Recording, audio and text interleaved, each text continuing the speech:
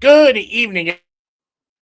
Welcome to this week's edition of Podcast Named Deferred. I'm your host, Seven. With me is my right hand, as long as the lotion's there, Craig. I'm taking my fucking pulse right now to make sure I don't stroke out, okay? So as we get started tonight, things are getting a little passionate, especially with our first couple of topics. So I would like to remind everybody that we do have the parental advisory explicit content up there for a reason. We typically don't get too awful sweary on this show. However, tonight is going to be a bit passionate. So if you have kids still up, you might want to put headphones on, or, it's okay to come back and so later once kids go to sleep, because we're going to say fuck a lot tonight. And I don't want to teach your kids new words. That's your job, Dad. All right. So we have got a lot to talk about. We're going to be starting with the Rafael trade, then diving into some other topics, including Shohei Ohtani's return, the Yankees' offensive woes, which is a bright, shining thing for me. I love talking about the Yankees sucking. Then we're going to talk into some team sales tonight, right? The White Sox and Shohei Ohtani buying up every sports team in Atlanta, or in Los Angeles. So let's talk about the Rafael trade. Let's start with the facts. And then I'm going to give you the chance to let it out. I know you've been for a little while now, Craig, and I can't wait for everybody to hear what you have to say about this, because it just makes me feel better. Rafael Devers was traded as a surprise on Sunday following the Red Sox Yankees in Fenway he's traded from the Boston Red Sox to the San Francisco Giants.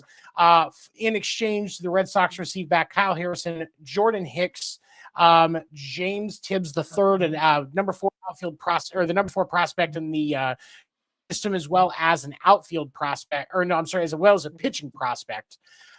There has also been some stuff that has come out, because the Red Sox fans were admittedly very shocked. A lot of people where I was, but there's been a lot of information that has come out about the conduct of one this year. So before we dive in too deep to that, I would like to give you the floor, Craig, and share. And I also want to say, because I know he's going to be talking about this, part of the trade does consist of the San Francisco Giants taking on the entire financial burden of Rafael Devers, meaning roughly $251 million in salary over the course of his contract. So, Craig, Santa Clarita's sexiest man in 1978, 1979. How do you feel about Rafael Devers now putting on the uniform for your San Francisco Giants? The Giants overpaid. The fact that they gave away so many players, the fact that they took on the entire fucking salary. I mean, I like Buster Posey, future Hall of Famer. Suck it for those who think he won't be. But overpaid for taking on the whole fucking salary. Are you kidding me? He's one man. He's not going to save the team this year. They're flirting around in second place, but they don't have the team that they need to take them all the way. And I just eating all that money just drives me crazy. Just drives me crazy. And losing a couple of pitchers, okay, fine, But the thing is the money tied into that money for a long freaking time. Uh, I don't think he's worth it. I don't. And I think it's going to hamstring the Giants going down the road to pick up other free agents before next year's strike. I will say that it is worth noting that Rafi Devers is the first hitter to put on a Giants uniform since Barry Bonds with multiple 30 or more home run seasons. And so there is definitely some hope, and I know we talked about this ourselves, that the Giants have for a while been looking for somebody to throw money at that could be that, that next person to be like Bonds to step into a Giants uniform. And, it's worth noting, in his introductory press conference yesterday, Rafi Devers was very focused on moving on from the Red Sox, and he committed through the press to playing whatever position they needed him to play. They're the bosses. I'm here to play whatever they need me to play. Said that a few times in the press conference. Was photographed yesterday taking reps at first base. It appears that's probably going to be where he gets used sooner rather than later. As far as me, just in case you haven't seen the appearances that I've done this week, which, by the way, last night I had the pleasure of being on the Sports Nets podcast. Got the chance to talk with Brandon and the guys about baseball stuff. They gave me, they were great. And so I'm going to have in the chat here in a little bit, I'm going to get the link up for last night's episode. Brandon, I think you're watching. If you can share it for me, I'd really appreciate it. I'll make sure we get it to the other platforms so that everybody can see it. Definitely go and check out that. They have a great show over there. Those guys are really good. They know a lot about sports, and it's some good baseball conversation last night. But it's worth noting that Rafi Devers did not have a very good relationship with the Red Sox front office leading up to this trade. There was a conversation. Yeah, some of the conversations based on what Buster Posey said and what some of the other guys said. Now from Breslow and Sam Kennedy, the CEO of the Red Sox, and Breslow being the chief baseball officer. These conversations started about a month ago. That puts it at long after the meeting that Breslow and Sam Kennedy flew to Kansas City to have with Rafi Devers when the drama around will he or won't he play first base was going on right after the season-ending injury of Tristan Cassis. And that was when the conversation started with the San Francisco Giants. And so that tells me that Rafi had already told him he wanted out at that point. He was not happy with the organization. In the press conference that the Red Sox had, Craig Breslow did say that he felt like the Red Sox could have done a better job of trying to figure out a way to communicate with Rafi, but also that there was a breakdown of communication from his side as well. David Ortiz shared on his Instagram story on Monday, the day after the trade, that that he tried to reach out to Devers multiple times to help kind of things calm things down and give him some guidance as the person who was looked at as the face of the franchise at that point, and he didn't really respond. It was also one of the things we were talking about because Red Sox Twitter, after this trade went down, Red Sox Twitter was at war, and I mean that very much. Because I've said on this show, and I said on Sports Report, that I thought Rafi Devers was gonna need to get traded because things were bad, and I was just shocked because I didn't think it was actually going to happen. I was right for a change. I'm married. That's not supposed to happen. But I said, I had said it was coming, and as I was talking with people on Twitter, or X as it's called, because Elon is a robot. There was there was just this. It seemed to be supreme shock that it happened, that it shouldn't, and people that shouldn't have happened. I got told I'm not a real fan of the Red Sox. I support happening. And then the information started to trickle out about the breakdown of the relationship. The fact that Rafi Devers refused to do any charity work for the Red Sox this year.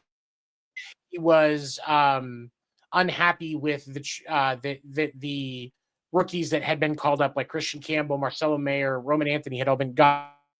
positive treatment and were open for playing other positions and, just trying to do what the team needed. He felt that was an affront to his stature, according to reports. I don't know in the locker room. I don't know if it's true or not, because there's been a lot of back and forth. Or all or some of it. So I don't know. But the thing for me is Rafi Devers has led the league in fielding errors 7 of the last 8 years going into this year. That's a very shocking number for somebody that got overpaid. That's one of the reasons why I thought he got overpaid. And then we get to, now the Giants have taken on all of that contract, and there are some question marks around the things that we got in return. Obviously, with the 2 prospects, you don't know how well they're going to do. Roman Anthony that just got called up, he's a highly touted prospect. He's batting less than 100 right now. He's batting below the Mendoza line. That's crazy. And so, you never know what you're going to get at a prospect. And Jordan Hicks, the dude has straight gas on his arm, but Helen Keller with a BB gun is going to be more accurate at 100 yards than Jordan Hicks with gas. And Andrew Bailey's, helped fix some guys. And Kyle Harrison's best year is rookie season when he got called up by the Giants. He had 7 games, 4.15 ERA across those 7 games. That's pretty respectful. He's at 4.5, 4.6 right now over the last couple of years. So he's certainly not bad. He's better than Tanner Houck, who has an ERA over 10 this year. So there's certainly some positive, and there is some upside for the Red Sox. But now we look at the Giants side of this. Just a quick snapshot of the 5 at-bats last night that Rafi had in his debut for the Giants, and the 1 at-bat he's had so far in the Giants' current game they're playing against the Guardians. They are losing 1-0. The second inning just ended, so that's definitely worth noting. Rafi Devers has had 6 at-bats. He's gotten 2 hits. He has struck out, I need to look at yesterday's game, but I think it's 3 times of those 6 at-bats. He is not even hitting 280 this year. He is a career 280 hitter. Rafi Devers was overvalued. Rafi Devers got paid, and Rafi Devers turned into a diva. So for the Giants case, I hope you guys get the power hitter you need. But on the Red Sox side of it, that's money that we can throw in much, much more impactful guy. And I'm not gonna lie. I'm a little happy about it. I was shocked. The more information comes out, the happier I am about this decision, and the more vindicated I feel for getting dragged on Red Sox Twitter because I was okay with it from the beginning. So, do you think he is enough of a difference, especially with the Dodgers' recent struggles? Do you think he is a difference to give you guys a chance to fight for the division? For $256 million fucking dollars, he better be, but I don't think he will be. Oh, what's up, Ando? He should be. He absolutely should be. He should have been more impactful for Boston. But in the last 60 at-bats, he's had maybe 12 hits. That's not a good stretch. Nope. And it legitimately, there's some question marks with that. So I can understand, and Giants fans, like my buddy Evan, I'm pretty sure he could have painted his wall white with the excitement he's had over signing Devers to the Giants. And I can't, I hope for your guys' sake I hope for your guys' sake he is more than he's been for Boston. You don't want somebody that leads the league in fielding errors at first base. You don't. Whatever happens with Devers, I'm always going to preface it with $256 million fucking dollars. He ain't worth it. Posey overpaid. Red Sox saw him coming a mile away and stuffed the deal, and they got to just smile their asses off because Devers ain't worth it. Not for the whole fucking contract. No, he's not. Again, that's probably the best part about it for me, because getting out from under that, even if these guys don't work out, that's money that we can allocate towards a bigger resource. I do think it's worth. Boston should be looking at trading for Brandon Lau. I also think that Zach Gallen in Arizona. I think Zach Gallen is going to be. I think he's going to get moved. Yeah. Line, and I think the Boston should be on him. If Ketel Marte is actually on the market, like some people have speculated, Boston should be looking at him too. If they're not going to, maybe let's see if we can get Ketel Marte before we get Brandon Lau, because I'd rather have Ketel Marte at second than Brandon Lau.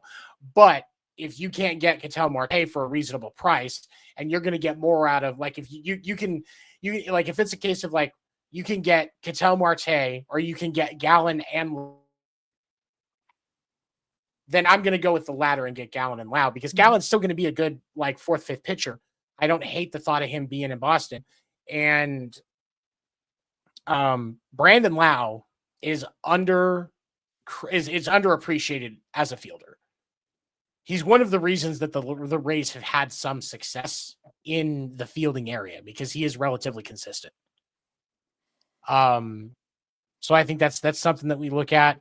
I talked last night on the Sports Nuts podcast about the fact that Chris Sale, I do think Chris Sale is going to be on the move. And it's really funny because when Alex Anthopoulos, I believe, the GM for the Braves, if I remember, and he was asked this morning on the radio if they were going to be sellers at the deadline and if Chris Sale was going to get traded. And he only said that they weren't going to be sellers at the deadline. If they continue to backslide over the next 30 days, they're not going to have a choice. They're going to be sellers at the deadline. And his contract next year, it's club option. So you can look at it like he's in a contract year almost, especially if somebody like Detroit. I would be willing to bet you Detroit is going to call on Chris Sale at the deadline if the Braves are going to be sellers. Because you're probably not going to see Jackson Jobe next season either. Realistically, because he's so young, the bounce back is going to take some time. They're optimistic trying to say the All-Star break for him next year for Detroit. I don't think he's back by then. I don't think he can next season. So if you want to grab Sale, first off, he has history with Detroit. So the fact that they're making a push this year, bring him back and give him your reward for that time that he had before to try and get him a ring in Detroit. Yep. And then you have him for next season, and then he can retire, or he can try to find somewhere else to go, pull the Verlander and try to work into his 40s, like whatever he wants to do it. And there's not as much of a commitment because he's $22 million this year. He's only $18 million next year. For a starting pitcher that is ace quality when he's healthy, that's reasonable money. Yeah, exactly. So I don't, as much as Alex Anthopoulos wants to say not going to happen, I think he's full of shit. I do too. All right. So let's move on here. Next thing we are going to talk about, Shohei Ohtani made his return to the mound Monday against the Padres. 28 pitches. He did give up 2 runs, but the Dodgers did still come back and win that game because they were playing the Padres, and the Padres don't know how to function under pressure. Did you get to see any Ohtani stuff in that game? I did not, but as a Giants fan, but more importantly as a baseball fan, I'm really happy to see him back on the mound. It's good. It's good for baseball. Bottom line, I mean, he is the best player since Babe Ruth. Pitcher, hitter, the best since Babe Ruth. He's great for baseball. Best player since Babe Ruth, sure. Yeah, he's great for baseball. So more power to him. When we face him, I want to kick his ass. But he's really good for baseball. I'm glad to see him back. I am too, but I was kind of talking on the Sports Nuts last night about it. There is there's a piece of this that I'm concerned about because he's bouncing back from his second Tommy John. And this is it's not uncharted territory because there are a couple of guys that are there are a couple of pitchers in the league right now that have come back from their second Tommy John and are doing okay. but it's not very common right now. So kind of uncharted territory in the league. I said it last night on Sportsnets, but I want to kind of dive deeper into it. Not only do I think that it would be best to, instead of having him as a starter, putting him as a reliever or a closer, but I think that he should absolutely not just be a reliever, but I think they should use him how Japan did in the World Baseball Classic. He's a closer and a DH. That's it. It's, I know to some extent it kind of puts the game a little bit more in a different way, but you don't have to use him every night. You're not going to use, he's not going to throw more than 20, 25 pitches unless he really does bad. And there's much less of a risk of losing his bat because he blows his arm out again. What do you think? I agree on the closer part, but he loves to play. I mean, just lock him as a DH. I don't see him wanting to do that. $700 million is a lot of an investment. So yep. I understand the Dodgers part of wanting to get every dollar they can out of it. And we're going to talk about the economic impact that Shohei has had on the Dodgers here in a little bit. But from a baseball perspective, it's good for him to be on the mound. And I think that if part of that's when he's great, I'm still going to watch him pitch. I'm a big Shohei fan. I'm not a Dodgers fan because fuck the Dodgers, but I am a Shohei fan, and I am too. I agree. It's good for it is good for baseball, but when you think about it from a man, there's a lot of risk with having him pitch 70 to 100 pitches every 4 to 5 games. Especially with the fact that he's not just rehabbing in between starts. He's still at the ballpark every day hitting. And that's a lot. At least to me. You know what I mean? Yeah. Now, do you agree with the Dodgers not starting, not putting him through a rehab? Because rehab starts because they want to keep him, they want to keep his bat in the lineup. Do you agree with their practice on doing that? Yes. They should just go ahead and send him down. Yes, I do. Yeah, it was smart. I mean, he'd be wasted down there on a rehab assignment. He's healthy. Put him to work. I agree, and I think that an inning, maybe 2 innings, for a little while, every 4 or 5 days is like the bullpen start guy. You see how he's going, and if he wants to go a little longer, you're going to be happy if you get 3-4 innings out of him at first, and then maybe just kind of work it in, taper it in how he feels. I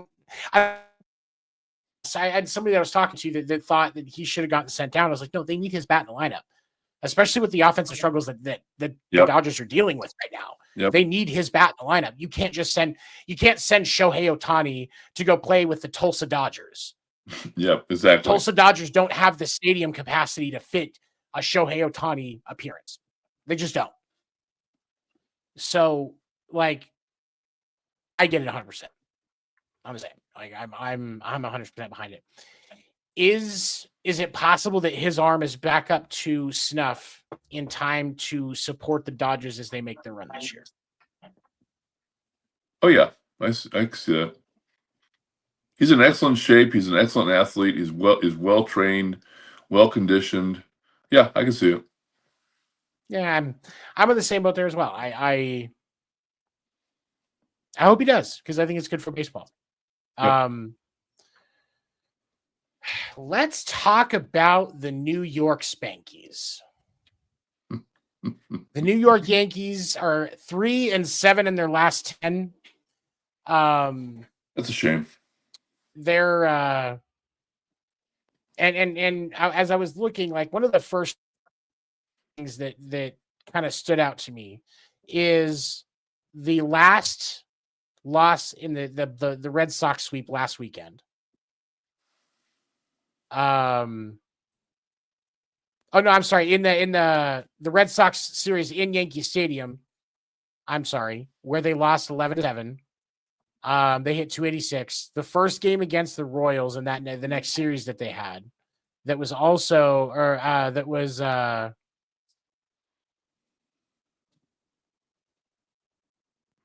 was in Kansas City.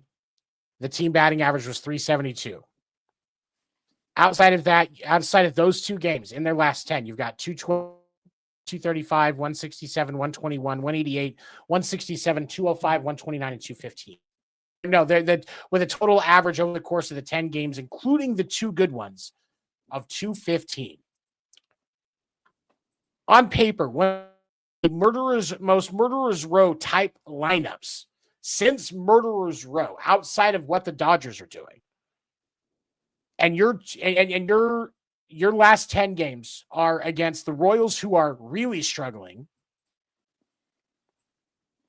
the Red Sox, who up until they beat the Mariners in game one of that series, and then again tonight, weren't even in the wild card contention. And then they lost Monday night and last night against the Angels. They actually went a total of, it was over 20 innings without scoring a run. Are we ever going to get to the point where Aaron Boone is actually going to get fired for how bad of a coach he is? Like, is that ever going to actually happen? It's not Aaron Boone's fault that they can't hit. It's not Aaron Boone's fault that the team relies on Aaron Judge. They live and die by Aaron Judge. And I think that's a very true thing. But what about, so like in the series against the Red Sox, the first game of the series, because they got swept at this series in Fenway that was over the weekend. The first game, they lost 2-1 in, I believe it was 10 innings. It was either 10 or 11 innings. I think it was 10. Aaron Judge hit the only run in that game. And it took till his fourth at bat, and Garrett Crochet was throwing an absolute gem in that game. 8 1/3. You had like 10 strikeouts. And 3 of them were Judge. Like he was dealing in the ninth inning, he was throwing 100 miles an hour. Garrett Crochet was locked the heck in. And Judge was the only one that scored that night in that game. And they still, with the likes of guys like Cody Bellinger, Ben Rice, who I think doesn't really get enough credit. He's actually a much more talented player than I think people thought he was going to be. Giancarlo Stanton is back now. He wasn't back in the Red Sox series, but he's back now in the series against the Angels, and they still aren't doing anything. The game against the Angels yesterday, they got 4 hits total in the game. In the game against the Angels on Monday night, they had 8 hits and still lost the game 1-0. This is the second best team in the American League. Sinking fast. If I'm a Yankees fan, it's panic time. Well, but this begs the question. When you look at the New York Yankees, because you've got, I mean, like I said, with some of your big hitters, you've got Bellinger, Chisholm, who I call Jism until he earns his name back. Jiz Chasm, if I'm being formal. Jiz Chasm, 223 this year. Didn't they just, and this is why I criticize Aaron Boone, because guys that should be hitting well, like Jazz Chisholm Jr., DJ LeMahieu is hitting 244. He should be at least a 260, 270 guy. Stanton just came back, so I can give him a little bit of a break there. But you've got Jism. You've got Paul Goldschmidt, who is probably the second best hitter on the team right now outside of Judge at 304. because when you look at Cody Bellinger, he's only hitting 247. Cody Bellinger's a better hitter than that. Oh, yeah. Like, I'm pretty sure they just replaced their hitting and pitching coaches in the offseason, or they have recently. So it's not those coaches. Now we're looking, we have to, if you're the Steinbrenners, you have to look at Aaron Boone and Brian Cashman. And despite some of the draft choices and roster choices that Brian Cashman has made, they haven't moved from him or even signaled that they aren't happy with his performance. So that leads me to believe that Aaron Boone has to be on the hot seat if the Yankees don't finish the season the way that they should. What do you think? I think July is going to be the mark. How they end up in July will determine job security. That's fair. Because people say, well, they'll play better when the weather gets warmer, and stuff. Well, we're into June, almost into July. Let's see. But clearly, Aaron Judge is not able to carry the team on his back. And for me, when I look at now for Aaron, for what it's worth with Aaron Judge, I would just like to say he's hitting 366 so far this year and has 26 home runs. So Aaron Judge is definitely carrying his weight on that team, even if he goes through some bad games or gets a few strikeouts in a game. The thing of it is they have to challenge Judge because of the other talent that's on that lineup. You can't just pitch around him like you could with Bonds. Yeah. Because you in your experience covering the Giants, there was not this level of talent around Bonds like there is around Judge. So for me, like it's, but then the question becomes like, and then you look at some of the younger guys like Anthony Volpe's only hitting 235 this year. Trent Grisham is hitting 239. So do you make a push to try and, add a bat that ends up as your center field? Could they be trying to trade for Willie Abreu to put him in center? Could they be trying to find, do they look at the options for maybe replacing Volpe or LeMahieu? Austin Wells, he's definitely offensively, but he's only hitting, what was that? What did I just see? Was that 239? I'm sorry, no, I was giving too much credit. 217. Do you look for, and I bet with how Carlos Narvaez is doing in Boston, they're really frustrated with the fact that they let him go to Boston for next to nothing. Where do you start if you're going to be a buyer? Because with the Yankees, with their record, they should be buyers at the deadline to try and kind of swing things the other direction and continue to right the ship. Where do you start? Where do you start if you're the New York Yankees and trying to bolster that lineup as you try to make another postseason run? Well, like you said, I mean, they need to find a bat that can half-ass protect Aaron Judge.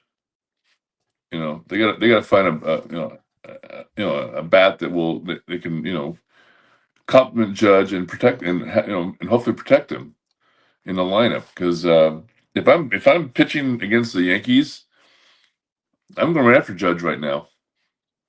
There's no fear because there's nobody behind him and nobody in front of him that's going to get on base. That's gonna hurt the team. It's the Judge show, unfortunately. As good a player as he is, and he's always consistent. He's just a great, consistent player. He doesn't have the supporting cast right now on the Yankees. It's a shame. It is a bit of a shame because I think like we were talking about last night on Sports Nuts, the World Series between the Yankees and the Dodgers was the highest rated World Series in the last 12 years. Baseball, especially with looking at a potential strike, which I think I have some optimism about that now. We'll talk about that in a minute when we get to our next topic. the, getting, having a good rated World Series. Like, so baseball wants this World Series to be either the Cubs or the Dodgers league. Because the Cubs are, one of those old-fashioned teams. People hear the Cubs, they think Rookie of the Year. They think the 2016 World Series are good for baseball ratings because of the history with the game.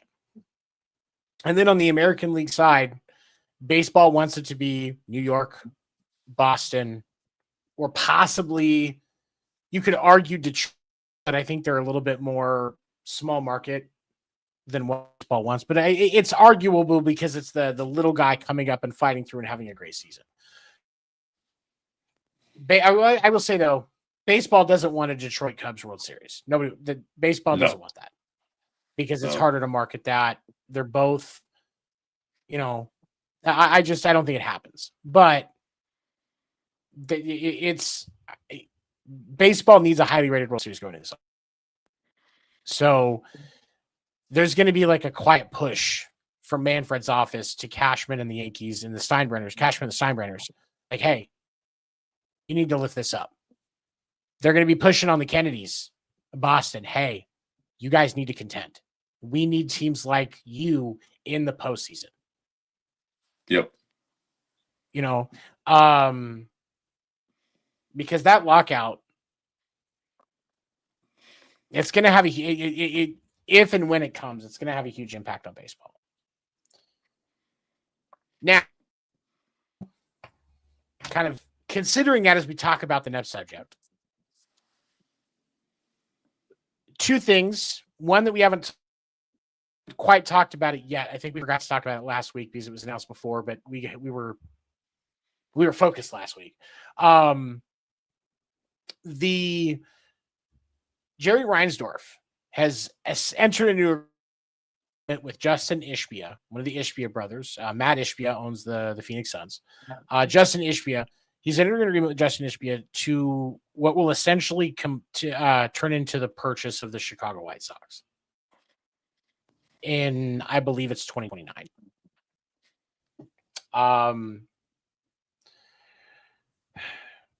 They are great sports minds, and they are more athlete minded than they are old school, old white guy financial minded. So they're thinking more about the brand and the other side of it that we think about when we think about the things that the league and the owner should be investing in. They have more of that mindset than the mindset that some of these longtime owners like Reinsdorf has. I think that impacts. I think that can impact things also because of the other thing we're going to talk about here, the sale of the Tampa Bay Rays. Having two other organizations at the table that have a vested interest in the success of baseball and of those organizations because of these sales. Do you think that it has enough of an impact to speed up the process of what we're going to deal with the lockout? That's a really good question.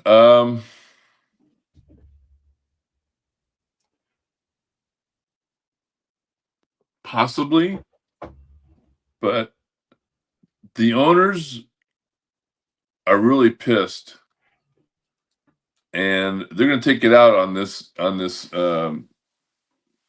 next MLB players agreement with baseball. They're going to take it out big time. They're not going to play nice. They control the cards, and they're going to play hardball. So these two new owners coming in, they're going to be minority. They're going to be the rookies in the old boys club of the owners. So how much say they're going to have? They'll have some because they're going to bring a lot of cash into the owners. I mean, every time a ball club gets sold, the owners smile because that's more money for them. More money, and a lot of it. Right. But the owners are still pissed and I still think we're going to have a lockout. Well, and I do still believe that we see a lockout. So I don't want to say that I'm while it would be nice for that to not happen, I do still think that it does. So my question to you is, what are the points of contention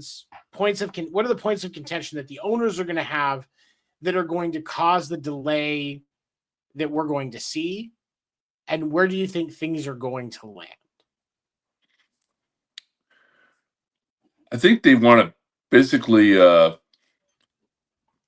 start from scratch with the agreement, with the players' agreement. I think they're going to be going about trying to break the players' union leadership. I don't know exactly where they're going to be going with it, but it's going to be ugly. It's not going to be. They're not going to play nice. And they want to take back control of their game as they see it from the players. They have the money. They have a lot of money. They have a shitload of money that the players don't have, and they can sit on that money for an entire season and still not be hurt. Piss off the fans? Oh yeah, but the players will be the ones that are going to be very vulnerable. I told you before, coming up towards the end of the season, you watch these free agents that will sign for way less market value than they normally would get, just because they have that contract tied up, locked in, so that if there's a lockout, they still get their money. It's gonna be an ugly war. I see what you're saying. It's, for me, I think one of the things that could change the tide, because obviously the experience that we had in the last lockout with the last CBA agreement was definitely interesting. But I think, because when we look at situations like with the Dodgers and Shohei, it costs them money, especially in their agreements with their Japanese organizations, the Japanese organizations that they now have endorsement deals with. That's money that they're losing if baseball's not going. And that's part of the Shohei economic impact. And now we have announced today the owner of the Dodgers has entered into agreements to buy the Lakers. Jeannie Buss will still be running the organization, along with the where did it go? I was just looking at The Kings. Everything the Rams. They're going to buy. Yeah, they're going to buy basically the LA teams, the Rams, the Kings, and the Lakers. Why not Disneyland too? I mean, come on. I mean, just everything LA. Just buy it. They are. I mean, and they don't have the money to buy these organizations without the financial impact of Shohei Ohtani. Oh, absolutely. Shohei Ohtani's not on the field. This is why I talk about preserving his arm. Because if Shohei Ohtani's not on the field, then that's value that they're losing in these deals. Yep. Because these deals are tied to Shohei. You're not getting over $1 billion in endorsement deals just in the first year after they signed Shohei. You're not getting $1 billion in endorsement deals to not have Shohei on the field. And I'm certain that there's probably another $500 million in deals that have happened since then that's put them in the position where they have the cash flow to enter into these agreements to buy these organizations. And the Dodgers have a lot of money. The Yankees, as one of the top sports brands in the world, also have a similar impact, especially because of Judge. Now, obviously, it's not as great in. There isn't as the Ohtani deals are probably a bit more lucrative, but because of Judge, they have a financial need as well. Fenway Sports Group does not want to see the Boston Red Sox sit idle. So, LeBron James does not want to see the Boston Red Sox sit idle. For those of you who don't know, LeBron James is one of the minority owners of the Boston Red Sox. So, you have, within baseball that all have a vested interest in this negotiation with the CBA being shorter. I happen to believe there is a chance that if this negotiation doesn't go exactly as it needs to for the owners, or as best as possibly can for the owners, that Manfred gets fired before his time is up in 2029. Because he works for the owners. And if they don't get enough out of what they expect out of this agreement, because I do think that the owners are going to call for a salary cap. Yep. And the players are going to want a salary floor. Yep. And part of the holdup is going to be negotiating where those numbers are and how the grandfather deals are going to work and impact everything and all of that, so that they're not taking away money from the guys that are coming up. That's going to be largely what holds up this, is that specific chunk right there. And then also the players are going to be absolutely clamoring for the ball and strike challenge system to be made into effect as of this next season. And that's money that the owners have to spend getting everything to place. Not at the spring training fields. To have it at your spring training fields, you're going to have it at your home stadium.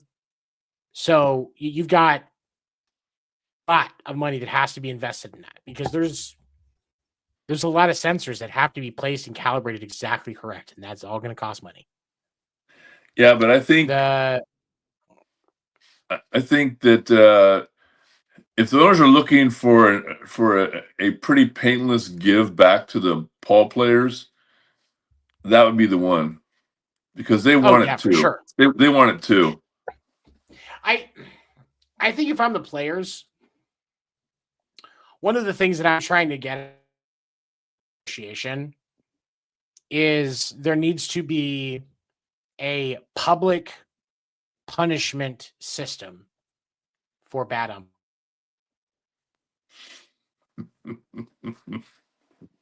And because here's the thing, the stockades. Here's what I mean. So if a player insults an umpire, they're getting a fine. But when we look at what happened with Walker Buehler, first start after he came back from the injured list, and an umpire that goaded him and then threw him out for reacting, there should be a punishment for that. If you have an umpire that, we'll say, just as an arbitrary number, 90%. Or as we like to call it, the Angel Hernandez line. I thought it was a pretty good joke, wasn't it? It was pretty good. Yeah, it was pretty good. But if an umpire calls below what we're calling the Angel Hernandez line, for argument's sake, there's a punishment. It's not just about not getting postseason appearances, like we see with like what football does and what basketball does, except for Scott Foster. There should be, hey, that Goomba-looking motherfucker that threw out Walker Buehler, I can't remember his name. He goaded a player and then threw him out. So this reminds me. Another thing that I think the players should fight for, and I hope that they do. There needs to be a level, and we've kind of talked about this on the show. There needs to be a level before a player gets ejected because they're arguing with an official.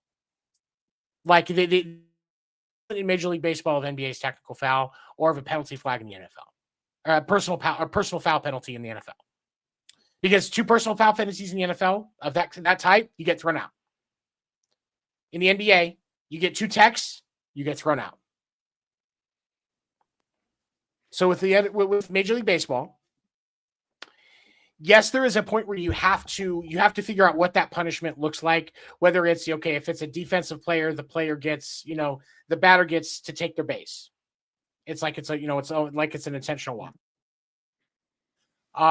Or if it's an offensive player, then there's a strike or an out or whatever. For that first technical, before you result to throwing a player out. Nobody was going to that game to see that fucking umpire. They wanted to see Walker Buehler pitch in his first step, pitch back from the IL. A guy that pitched the World Series Dodgers. Like we've got to realize, and Major League Baseball has to realize, regardless of how butthurt the umpires are going to be about the addition of that step. Exactly. Fuck them. Nobody gives a the only umpire that anybody should ever give a single flying fuck about is the guy that dances for the Savannah Bananas. But here's the thing. He's a better umpire than 95% of the Mets that are calling games in Major League Baseball, because he is at least entertaining in doing his job, and he's pretty fucking accurate. You ever watch him? Yeah. You ever watch a Savannah Bananas? Yeah, He's picking apart his performance. He does a really good job behind the plate, like legitimately. Yeah. So that's the only umpire that anybody should know. Specifically entertainment. It's not true competition like we see with Major League Baseball. Like, obviously, there is actual competition within Bananas. I'm not trying to belittle that in any way. No. But he's the only one that should be known. He is a celebrity umpire. Nobody gives a fuck about CB Buckner. Nobody gives a fuck about Joe West. I should have never known who Angel Hernandez is. Yep. At all. So the players should absolutely be fighting for that. And I know I'm not the only one that feels that way. They're like some of the guys on like I want to say it was the Talking Yanks podcast. So I will. There was one of the big baseball podcasts. They were talking about it 2 weeks ago. And I kind of smiled because it was one of those former player shows. And I smiled because I had said it a couple of weeks prior. There should be a middle ground between, there should be a middle ground, because to say that you can't argue with officials or argue officials' calls is completely asinine. Their job is they should be picked apart just the same as everybody else in this product that we support. Yep. Nobody is above critiquing. We critique what trainers do and the rehab of players. We critique it. We critique what team doctors say. You remember when back in, 4 or 5 years ago, when everybody was picking apart the fact that Tua Tagovailoa kept getting cleared to play after concussion by the Miami doctor, and that's what sparked the change in concussion rules. Yeah. In the NFL. Yeah. That was a team doctor that we were critiquing. Don't tell me we can't critique officials. Yep. Just as much as I'm going to critique the fact that Scott Foster, NBA official Scott Foster, definitely looks like a guy that bathes in Drakkar Noir. I'm going to pick apart the performance of guys like CB Buckner and that goon dude that threw out Walker Buehler. And there's no reason why we shouldn't. The whole product is there for entertainment. We critique directors when we watch movies. It's there for entertainment. There's no reason to not critique officials in professional sports.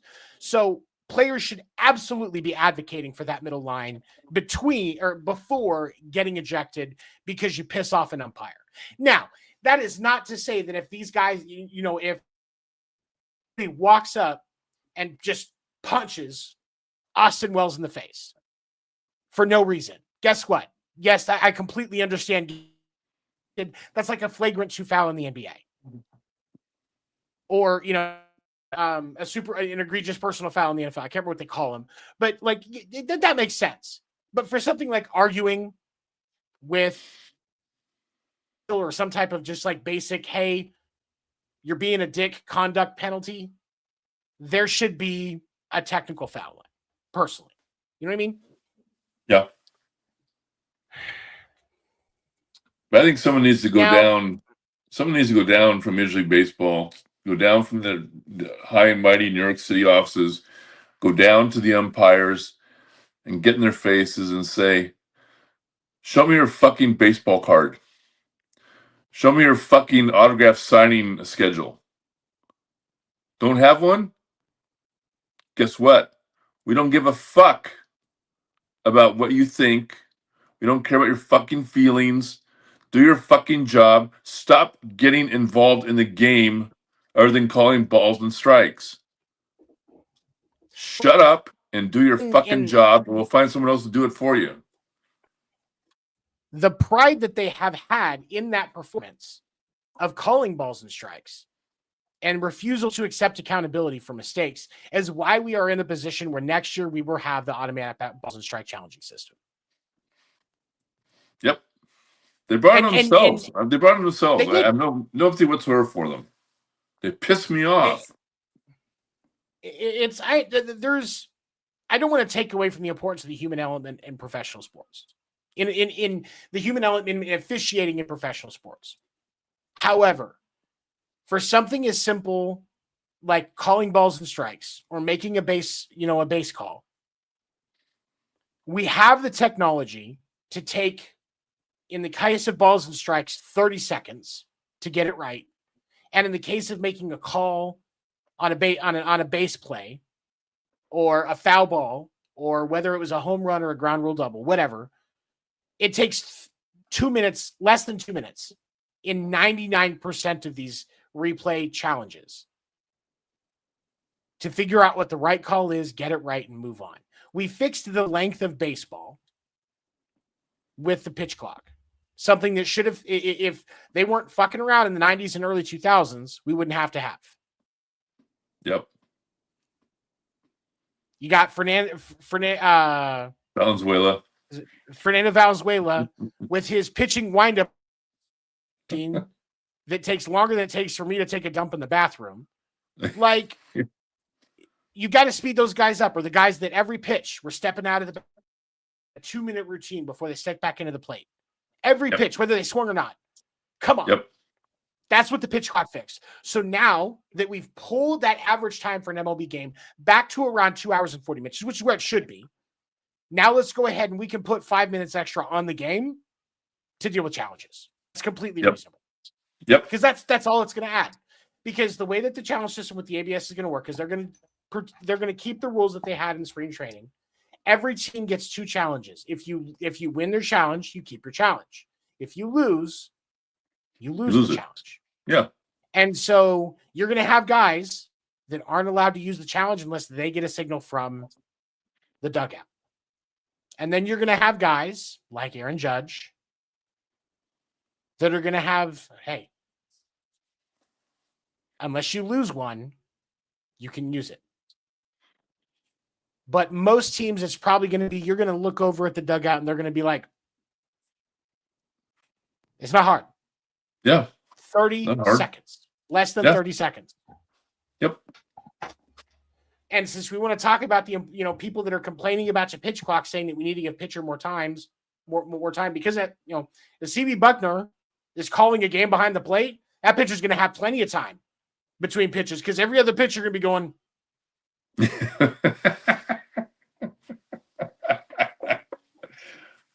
Like, seriously. Just have a mime in the dugout and pantomiming, Exactly. Like, yeah. So from that, for that regard, the ABS system needs to happen, and the players should absolutely be advocating it. The owners are going to give it to them, and the umpires union is going to come out while the thing's going on and say we don't support this. Fuck them. Fuck your umpire union. Fuck you. What are the umpires going to do? Strike? Go ahead. Please strike. Please strike. You really think the players' union is going to stand next to the umpires' union as they strike? They'll be like, no, just call those guys up from the minors that aren't unionized, and let's play baseball. Hey, umpires, how'd that NFL strike go with the refs? How'd that go? How long did that last? How long did that last for? I think it was 6 games, maybe, before they caved, and they weren't missed at all. No, nobody gave a fuck. Nobody gave a fuck. Fuck In fact, it was actually it made it slightly more entertaining because they weren't, obviously they weren't quite as good at their jobs as actual NFL reps are. Like we can all say that was the case. It's not hard to say, but it's at least entertaining.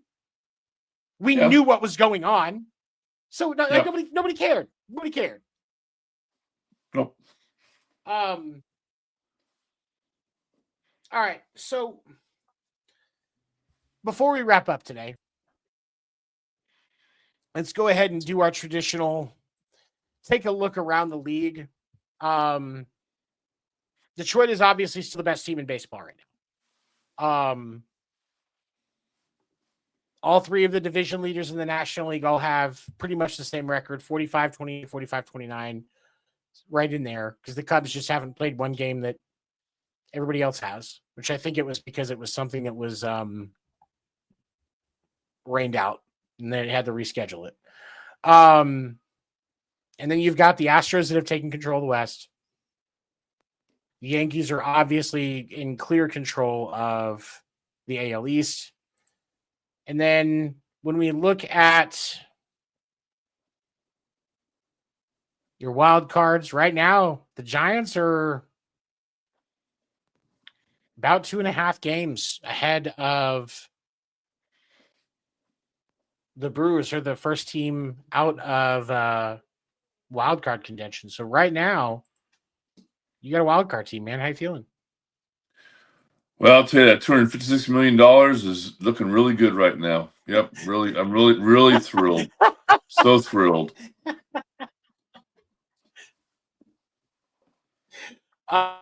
There's your answer. I was talking about it on Sports Nuts last night. I don't think the Cubs are really getting the respect that they deserve. I think there's so many people, like, I get there's still plenty of time in the season. They could drop off. But the Cubs have actually, the Cubs have the highest run differential in all of baseball. And it's not just by a little bit. It's by 10 runs. I hate to say I told you so, but remember before we started our season for the podcast, I brought up the Cubs. I was down in spring training. I watched them a couple of games. Young, hungry, and good. And I'm not surprised with that right now. Not at all. Not me neither. And I didn't talk about this last night, but I think it's worth mentioning. Pete Crow Armstrong is having an absolutely stellar season. Not just because I like it. And now when you say, like, at the plate, so at the plate, he's 7th in the league in home runs. He's got 19 home runs. He's hitting 270. His OPS is 856. Like, he's got 58 RBIs, like tied for the 6th in the league with that. But defensively, he is absolutely ridiculous. I'm trying to get the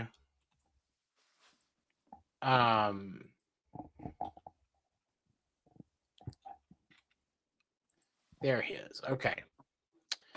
His defensive runs saved. Where is it?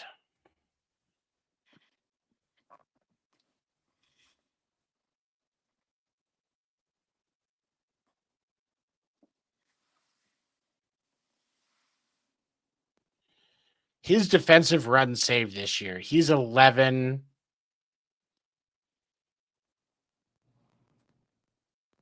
above. Plus 11. That's one of the best in baseball for any position. And he is playing as a center fielder.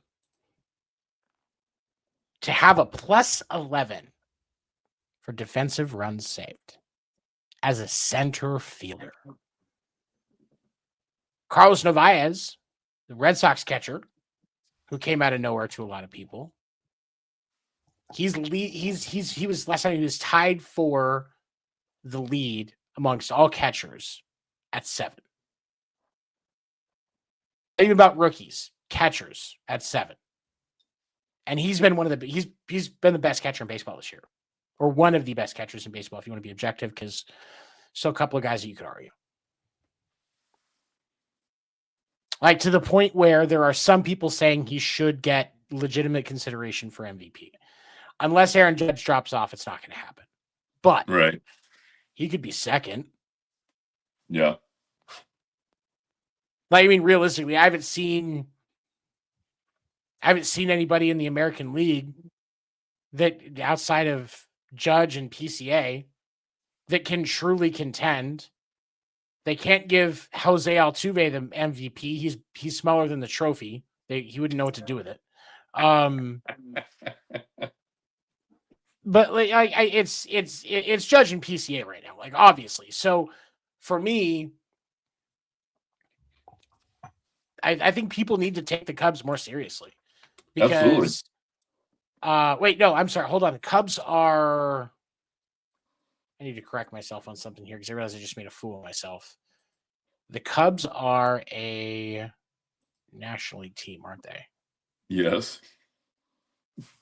Okay, so I need to fix that. It's not him and Judge for so he clearly more in contention for the National League MVP, but they're going to try and argue that they're going to try that with Shohei, but Shohei's a DH and pitches a couple innings a game. If that holds true through the end of the year, you can't give Shohei true consideration claiming the pitching unless he just goes balls out towards the end of the year because he didn't start pitching until close to the break. Right. So it's possible. Now on the National League side, obviously right now, since you're not considering PCA, it's definitely Aaron Judge. Like there's no question about that. So it could be Judge and PCA as your MVPs for the year. That could be what it is.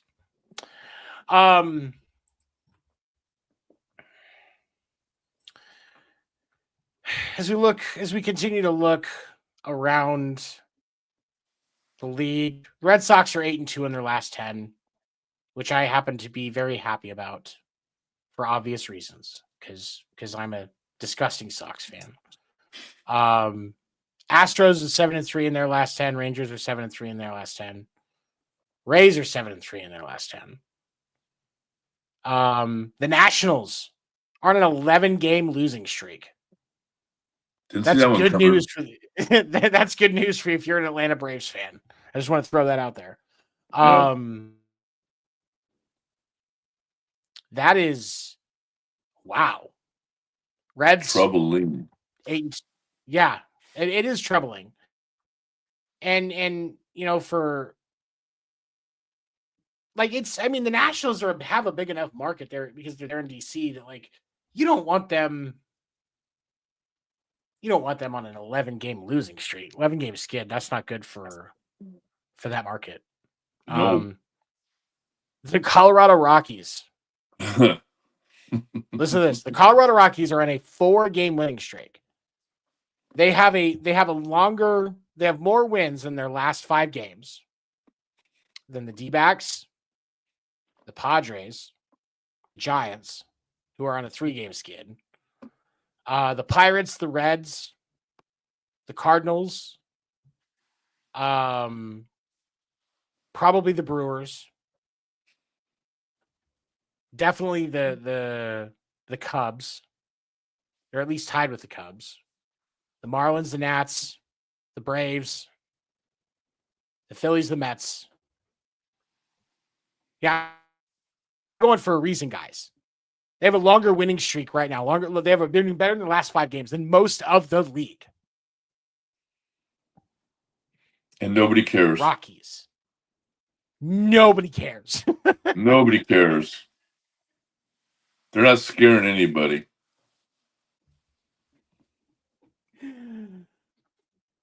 I'm more scared of the weed in Denver than I am the baseball. That's just me personally.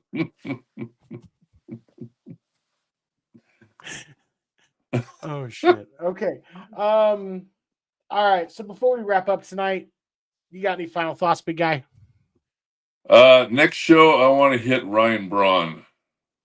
Oh, you know what? Let's talk about that. We got time? I forgot we were going to discuss that. We got time. We got time. Yeah. I'm the one that controls. Like what am I going to do? Just say we don't have time and it's my decision. Okay. All right. All right. Wait a minute. Let me get my pulse. Let me check my pulse. Hold on a minute. Okay. Yeah, all right. Yeah. Okay. All right. Where is it at? 2026. up earlier. Where did it go? I sent it to you this afternoon. Yeah. Why is this? Oh my goodness. My maps, for some reason, I can't seem to type correctly.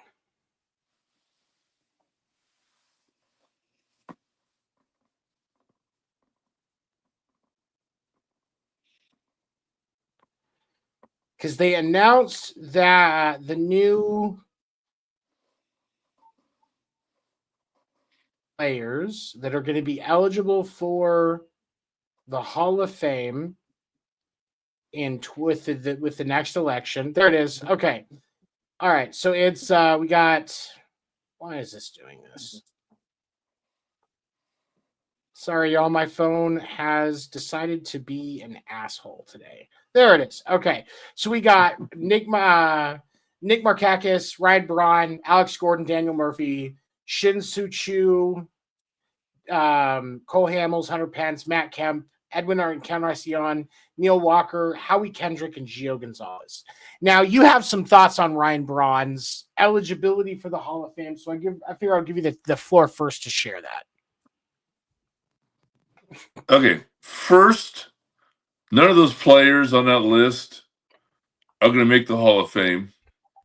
Some of them are the Hall of pretty good, but none are Hall of Fame quality. So that list, we can just throw that one away. Ryan Braun is a lying, conniving piece of shit motherfucker who bold-faced lied to Major League Baseball, to the Brewers fans, to the media, and about ruined the career and life of the specimen collector that was hired to do his job in taking the urine samples. He lied about it all along, and now he wants people to forget about it and kumbaya and I learned my lesson and I was wrong and fuck you, Ryan Braun. I just made a rhyme that time. Shit. Fuck him. The only way you see Ryan Braun, if you ever see this from my video, looking real close, Ryan Braun. Fuck you. The only way you get into the Hall of Fame is buying a fucking ticket, you fucking lying piece of shit.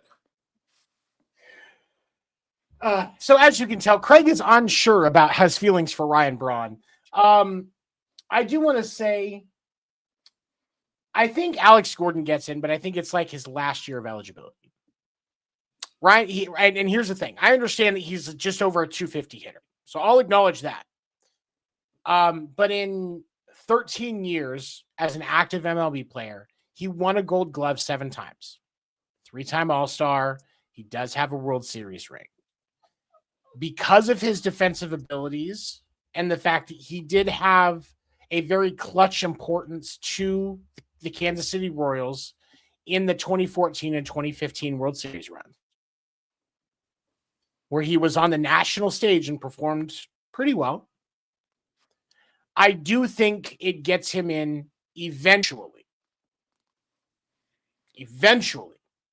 But I don't think there is a single player that is on that list that gets eligibility or that gets voted in any of the first 5 years of eligibility. Like, even I think another name would get close is actually played for the same years and the same amount of time as Alex Gordon, and that's Hunter Pence.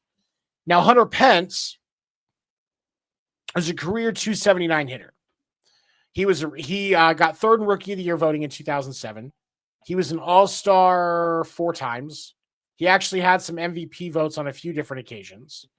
He did not ever win a Gold Glove, but when you think about the talent in right field over the course of his career and the fact that he wasn't just with one team, he had the Hunter Pence had the 8 years with the Giants, the 5 years with Houston, spent a couple of years with Philly and a year with Texas before he retired. I do think that he gets he's another one Wait, he doesn't have. Hold on. Does he have? Okay, so he got the. Was it the? It was the Giants that won the World Series in 2014, right? Yes. Okay, so he does have a ring. At least from that, I don't think he has. I think that was his only ring. Yeah, that was his only ring. So in that,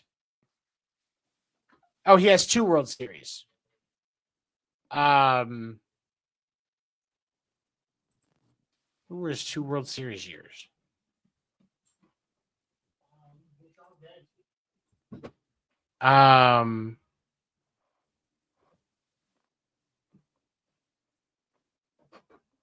Yeah, I can't remember who his second one was with, but he does have. So he has 2 rings, and he's a 280 hitter.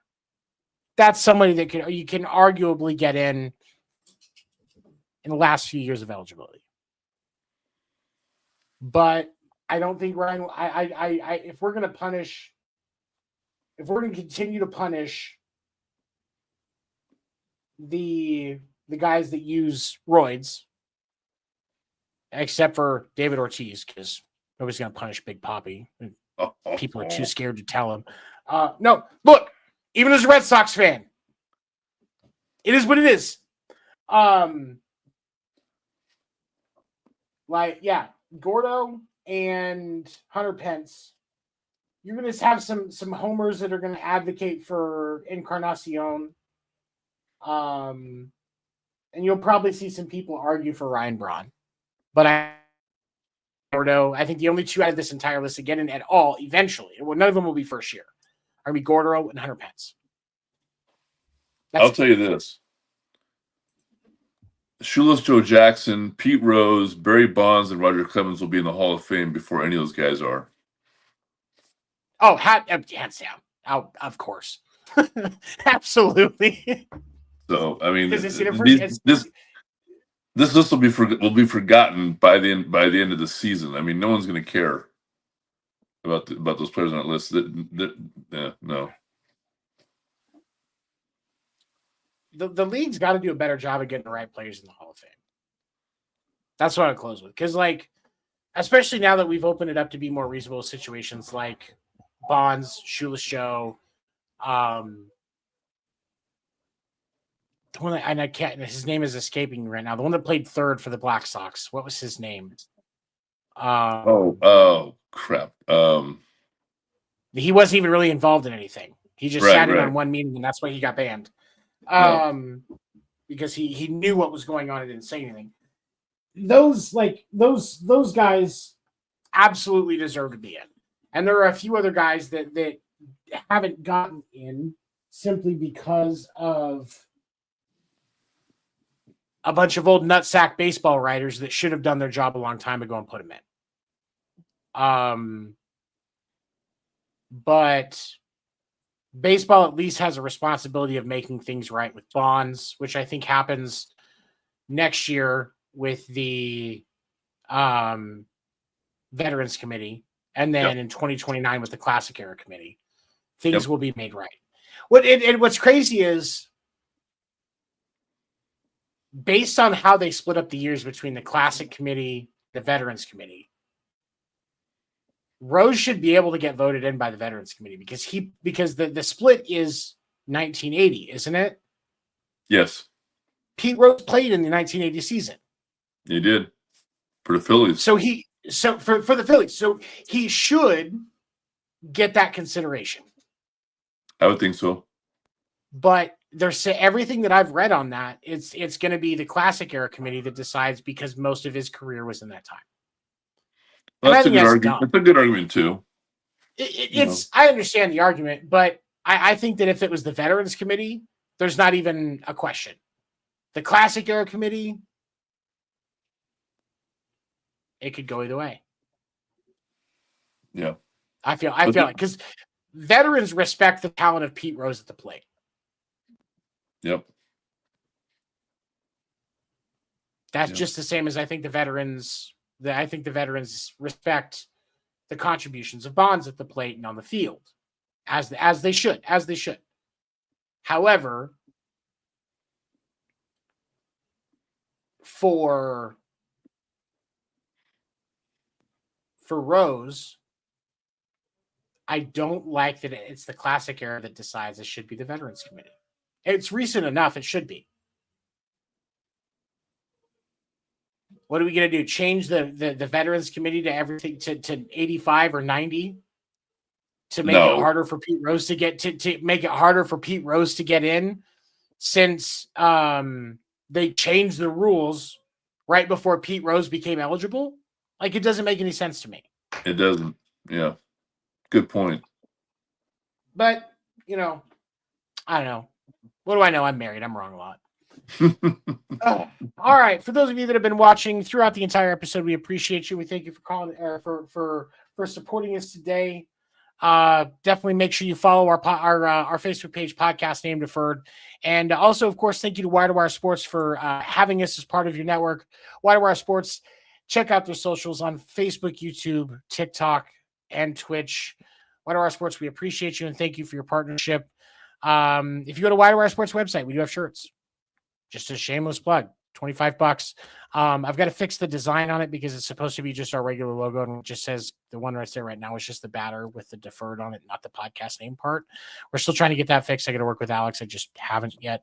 But also, for those of you that are watching, if you want to catch this episode and previous episodes without having to watch it and just listening, episodes are on Spotify. Just search for Podcast Name Deferred. Usually by noon the next day. It just depends on how long it takes me to do it. And make sure to, like, share, comment, subscribe, all of that fancy business. And Craig and I will see you next week right here on Podcast Name Deferred. Thank you. We appreciate everybody. Have a good night. Good night.